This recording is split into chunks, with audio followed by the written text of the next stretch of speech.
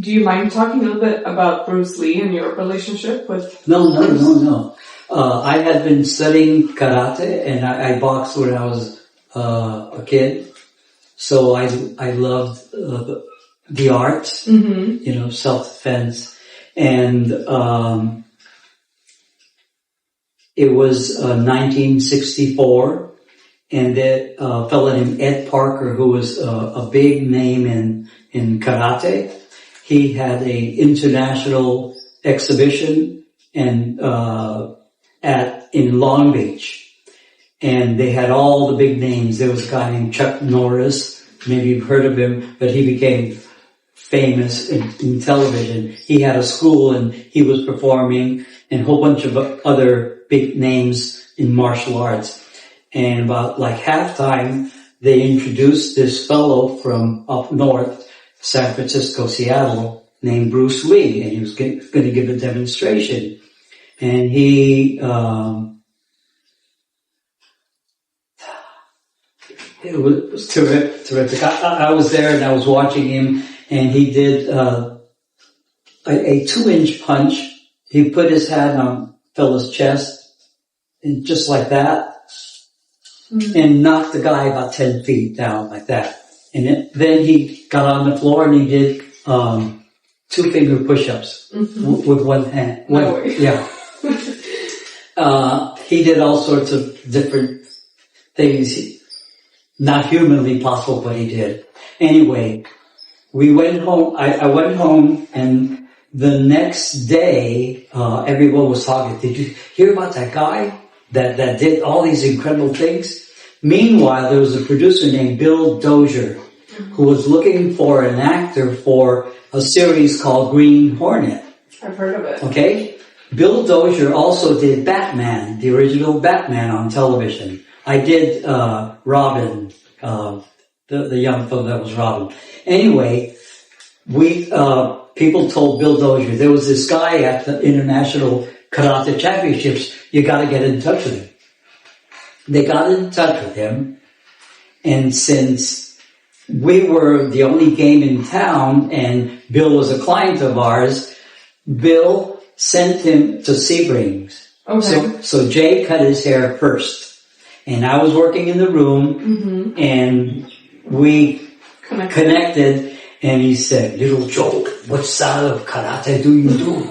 Okay, and I told him, he says, "Okay, you're welcome, So I started training with him, and we became, this was 1964, 65, and then when I opened my own salon, 66, I was doing his hair for the Green Hornet and other things, and our families would meet. I had a daughter and a son. My daughter was friends with his son, Brandon, who died tragically, and my son was, I think, a year and a half. Eric, he would be 58 today. Yeah. Today? Oh, yeah. Not today, but this year. Yeah, this year, yeah. And so, we became close. Yeah. Not necessarily because of the arts, but because of a friendship of admiring one another. What is your philosophy? He studied philosophy, but how do you feel about this? What do you think about that? Where do you want to be? And so he asked me, how did you open your salon? I mean, where'd you get the money? Because I said, again, relationships. I told a friend of mine what I wanted to do, and he said, do you have credit? I said, well, I pay a ring off for my wife. Do you pay on time? I said, yeah, I do. How much are payments? $30. Okay, go to the City National and ask for Christ. Tell them what you want to do and tell them that you're a friend of mine. So I went and I told Mr. Grice, the manager, I said, I want to open a shop, and a friend of mine owns the building. He'll give me a rate. Another friend of mine, 2 decorators, these gay decorators, they'll decorate it for free because they like me. And another guy will put in the floor. So I have all of this. well, how much will you need? I said, maybe 3,000, 4,000 maybe. He said, I think you need a cushion. Why? Can you afford $271 a month? Yeah, I can. That's how I got it. Now, I don't know if my friend co-signed or he said the kid is good for it, but that's how I got it. Now, these are relationships because the fella trusted me. Later on, I found out he's multimillionaire and very conservative, but great guy who was friends to this day. So I started with $5,000. And then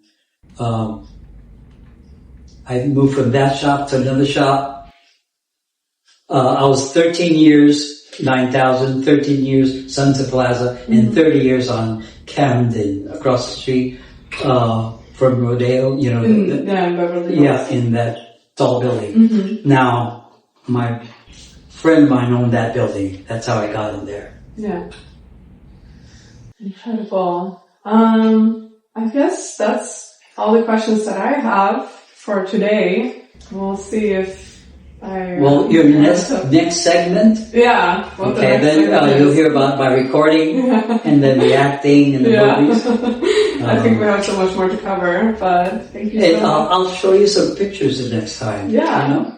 Sounds good. Thank you so much for doing this with me. It's my pleasure. Thanks.